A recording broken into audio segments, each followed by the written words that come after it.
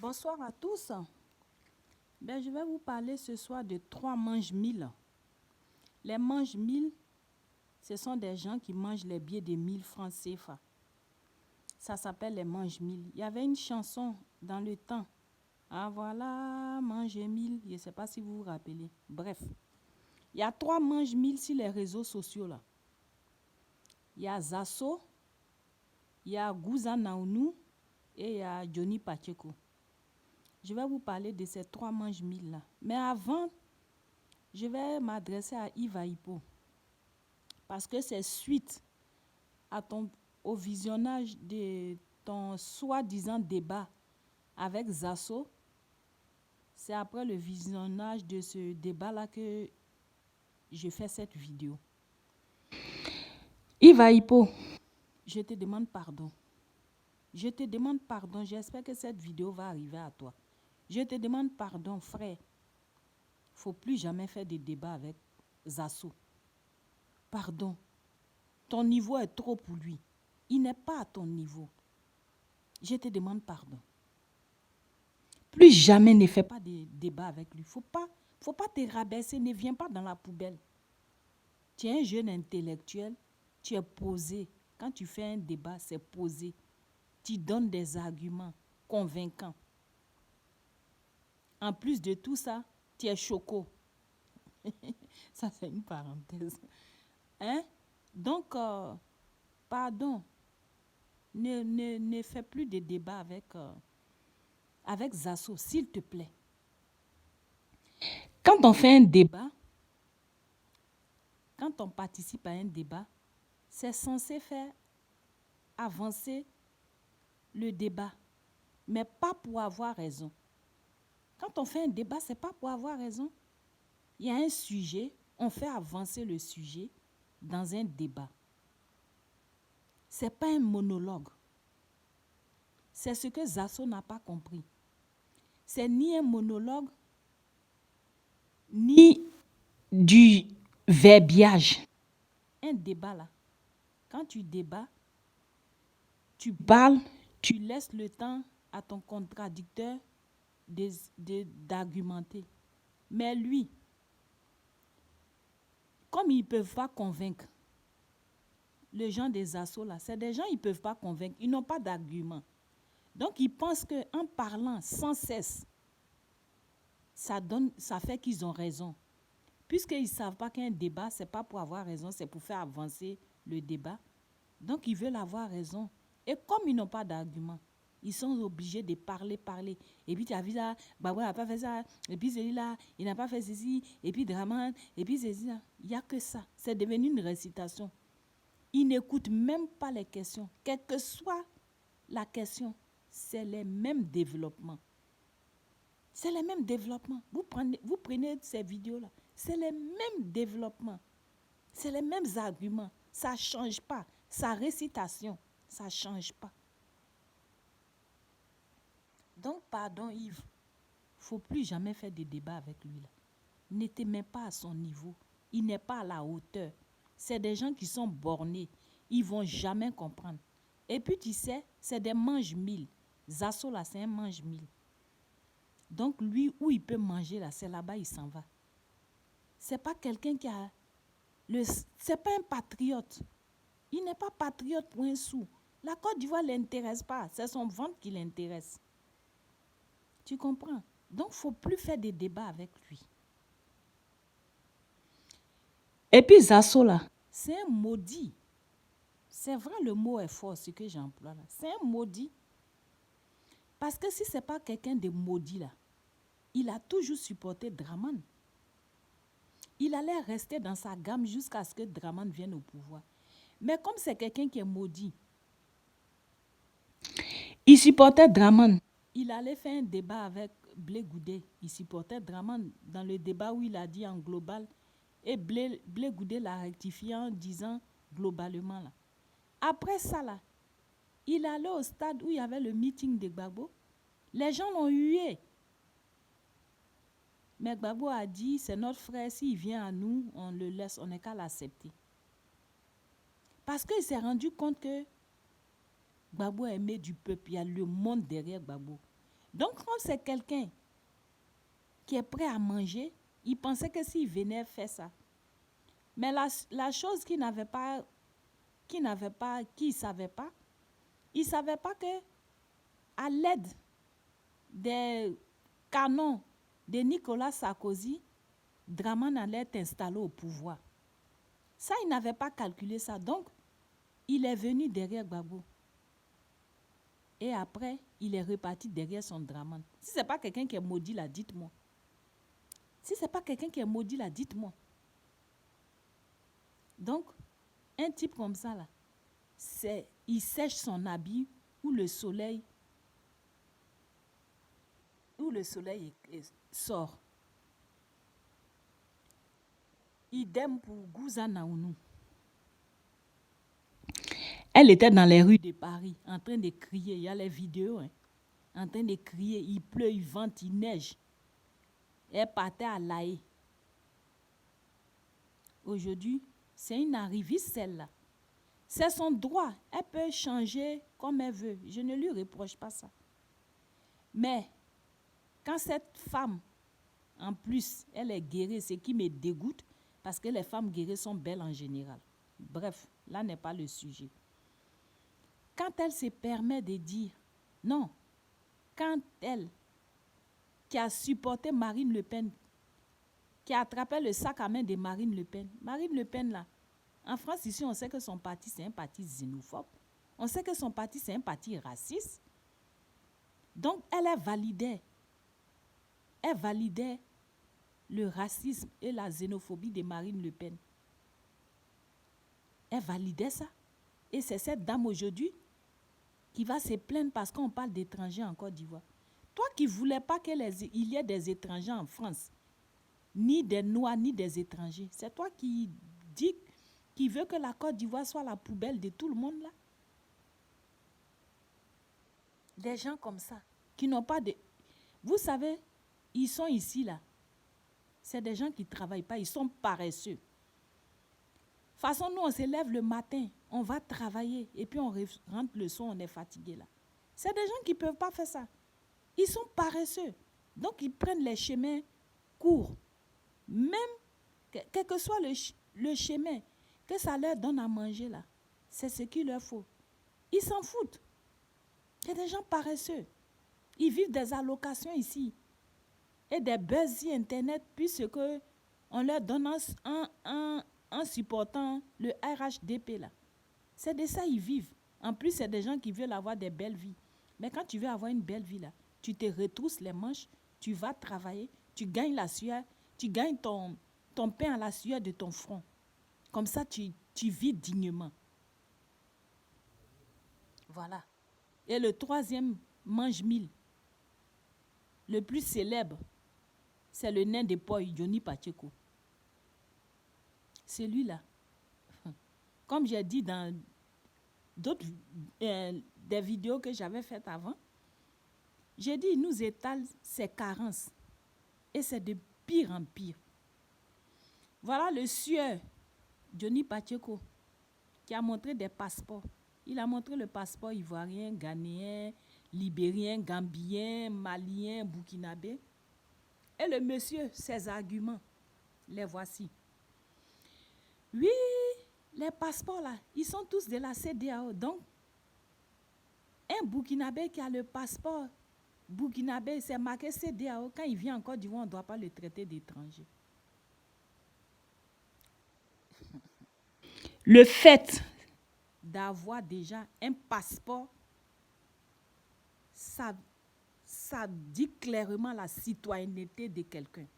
Le passeport, là, c'est pour montrer la citoyenneté de quelqu'un. Donc, un burkinabé qui vient avec son passeport, burkinabé en Côte d'Ivoire, il est citoyen burkinabé, donc en Côte d'Ivoire, il est étranger. C'est comme ça dans tous les pays.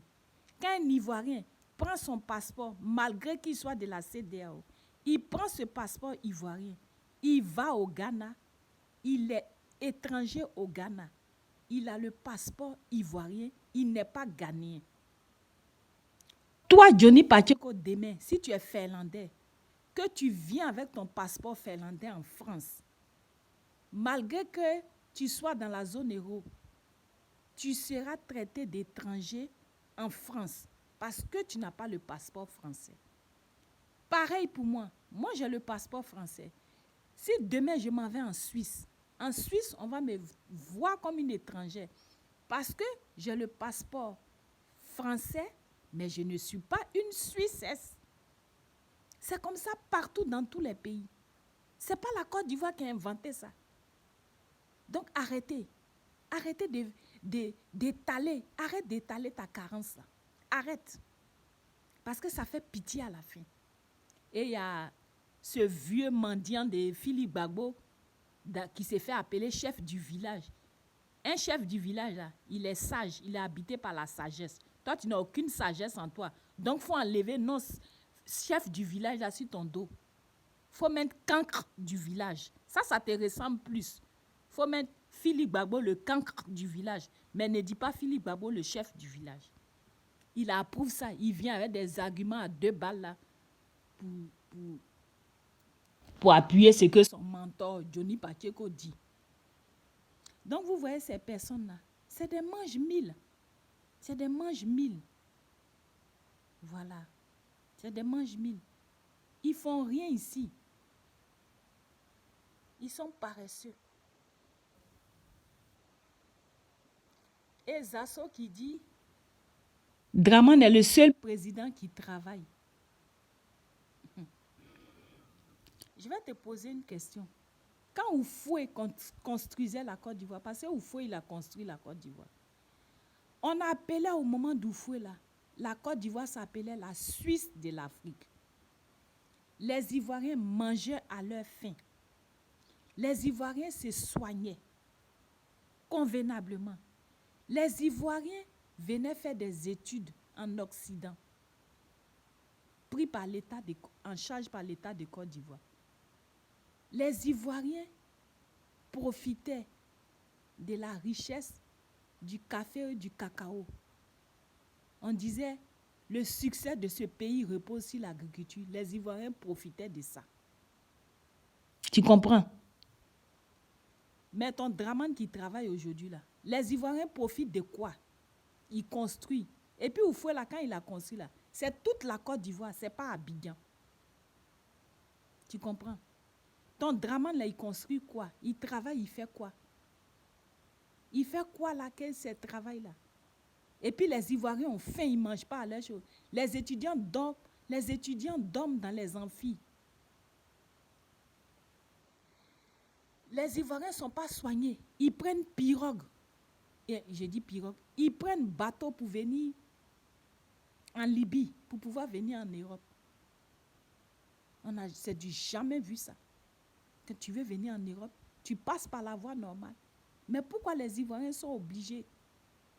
Quelqu'un qui se lève, il sait qu'il prend ce bateau-là. C'est même pas sûr qu'il arrive. Si cette personne fait ça, c'est parce qu'elle est désespérée. Il voit les reportages sur Internet partout, les bateaux qui chavillent. Mais si malgré ça, ça ne les décourage pas et ils prennent ça, c'est parce qu'ils sont désespérés. C'est parce qu'ils sont désespérés.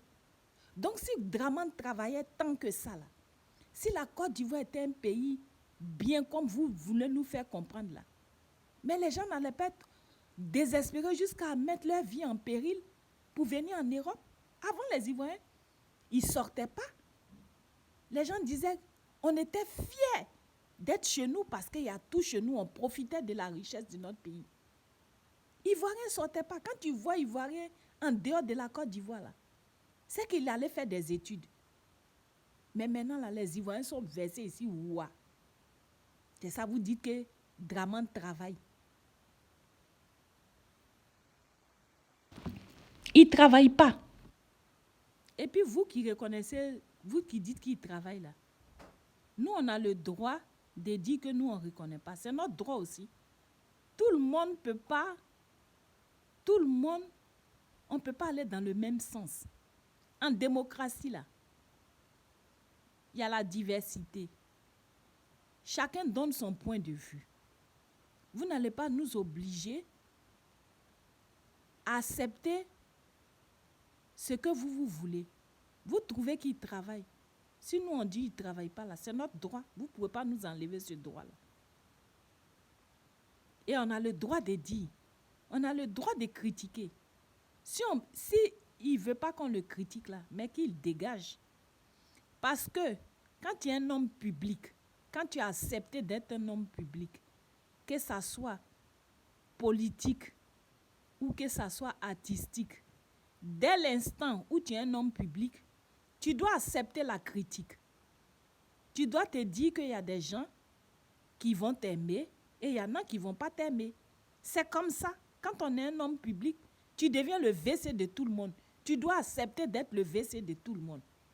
C'est-à-dire les gens doivent, s'ils ont envie de déverser leur haine, leur mécontentement, ils ont ce droit-là. Tu dois accepter dès l'instant que tu es un homme public. D'accord? Mais vous, on ne peut pas parler. Dès qu'on parle, on est en prison.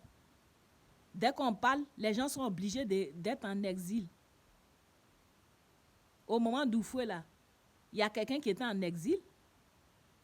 Quand tu es en exil, là, déjà la constitution de la Côte d'Ivoire dit aucun Ivoirien ne doit être en exil. C'est sous votre Dramane, là. Le chef rebelle, là, c'est sous lui. Les gens sont en exil. Mais tout ça vous a approuvé parce qu'on vous donne des billets, des milles que vous mangez. Je vais ouvrir une parenthèse pour me parler de le nain de Poy. Le nain de Poy nous avait laissé entendre que lui, il allait déconstruire le président Laurent Gbagbo en 30 secondes. Ça fait 3 mois. Quand il dit 30 secondes, là, nous on pensait que c'était jeu de jambes. Tu rentrais, tu sortais net, tu le mettais KO. Ça fait 3 mois. Tu n'arrives pas. Pourquoi? Parce que c'est un baobab. Laurent Gbagbo, c'est un baobab. Imaginez la scène, mes frères. Vous voyez un nain qui veut, qui veut faire tomber un baobab. Imaginez un peu la scène, ce que ça donne. Un nain, 1,20 m, qui veut faire tomber un baobab. Un baobab, là, il a ses racines. Il est enraciné partout. Donc, Laurent Gbagbo, là, c'est un baobab. Le nain de Poy, il ne peut pas. Ça fait 3 mois, il est dessus, il n'arrive pas. Il plonge là, il saute là, il donne ici, ça ne marche pas. Ne te fatigue pas. Tu ne vas pas arriver parce que Laurent Gbagbo, c'est un baobab. Il est bien enraciné. Bref, je ferme la parenthèse. Donc, ces 3 mange-mille là, ils peuvent raconter ce qu'ils veulent. Ils peuvent dire ce qu'ils veulent. Au RHDP, là, ils ne vont jamais vous accepter comme étant un des leurs. Les gens du RHDP, là, ils sont très rancuniers. Ils vont vous donner l'argent du travail que vous faites, c'est-à-dire le mensonge que vous venez déverser sur Internet. Là, ils vont vous payer pour ça. Mais vous ne serez jamais un de leurs. Vous n'allez jamais occuper des postes, jamais. Ils se méfient de vous. Ils savent que vous êtes des traites. Ils savent que vous êtes des gens changeants. Donc, ces gens de personnes-là, on ne peut rien faire avec eux. Et puis, Gouza, elle est pathétique, cette dame. Elle a dit un jour que oui, elle a compris beaucoup de choses. Johnny Pacheco aussi, ils ont compris beaucoup de choses. Donc, c'est dit que vous êtes des gens insensés. Parce que c'est ridicule ce que tu dis. Tu fais un combat, tu ne sais pas ce pourquoi tu combats. C'est ce que ça veut dire. Parce que si tu dis que vous avez compris beaucoup de choses, c'est-à-dire que vous choisissez de mener un combat, mais vous ne savez pas. Vous avez fait un choix parce que personne ne vous a forcé. Toi, quand tu sortais dans les rues de Paris, là, il n'y a personne qui allait te chercher avec un fusil sur la tempe. Tu es sorti de toi-même. Quand on fait un combat, on voit les tenants et les aboutissants. Donc, vous vous êtes jeté comme ça, au milieu de soi-disant votre combat, vous êtes rendu compte d'après vous et vous changez. Ça n'a aucune cohérence. Aucune cohérence. Vous êtes pathétique de dire ça, tu es très pathétique. Ça ne se dit pas là. Ça ne se dit pas. Oui, je faisais un combat, c'est au milieu du combat, j'ai compris. Mais quand tu faisais le combat là, tu n'as pas réfléchi. Tu n'as pas dit, ah, ça, si je fais ça, si. Tu n'as pas pris tous les renseignements qu'il faut. C'est ce que je dis, parce que j'ai compris maintenant. Ce que j'ai compris là, vous n'avez pas compris. Vous êtes ridicule. Mais l'argent que vous prenez actuellement, ça sera amer dans votre bouche dans peu de temps. Ça sera amer dans votre bouche. Ça sera très amer dans votre bouche. Parce que vous ne dites rien de bon. Vous ne dites rien de bon. Tout ce que vous faites là, c'est du verbiage. Côte d'Ivoire, Yako. Tout le monde fait politique maintenant. Côte d'Ivoire, Yako. Mon pauvre pays. Les mange-mille semaines sur Internet. C'est des gens, ils ne travaillent pas. Donc, ils font des vidéos là. C'est sur ça ils comptent. Quand ils vont faire le buzz, ce que YouTube leur donne, plus ce que Draman leur apporte, c'est avec ça ils vivent ici. Plus les allocations qu'ils touchent ici là. C'est des gens, ils ne sont pas courageux, ils ne peuvent pas s'élever pour aller travailler. Europe là, ce n'est pas tout le monde qui tient ici. Hein. Europe là, c'est la jungle. Ce n'est pas tout le monde qui tient ici. Voilà. Quand tu es paresseux là, l'Europe, ce n'est pas pour toi. C'est ça, le nain dit, ici, tu viens, on te donne travail, on te donne maison, on te donne ci, on te donne ça. Du n'importe quoi.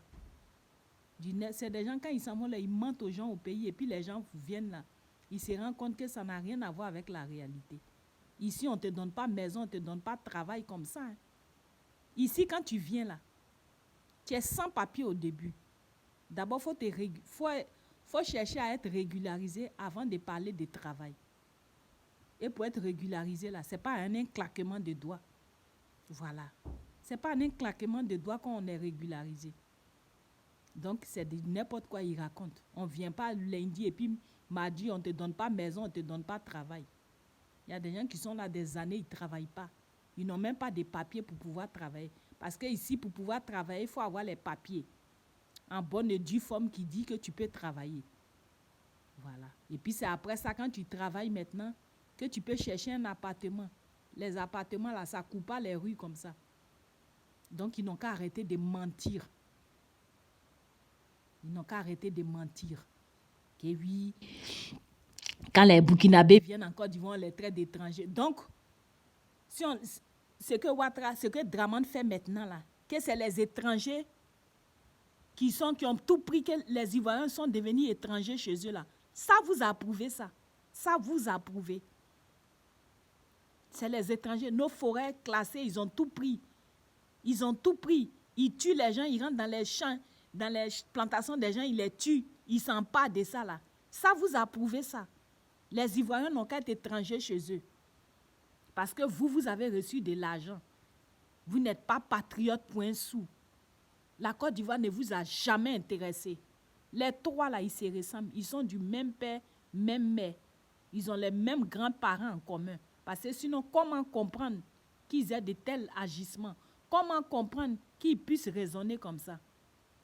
Ces trois-là, ces trois mange-mille qui sont sur Internet, là. Mais continuez. Continuez, continuez. Ça va être amer dans votre bouche. L'argent que vous prenez là, ça va être amer dans votre bouche.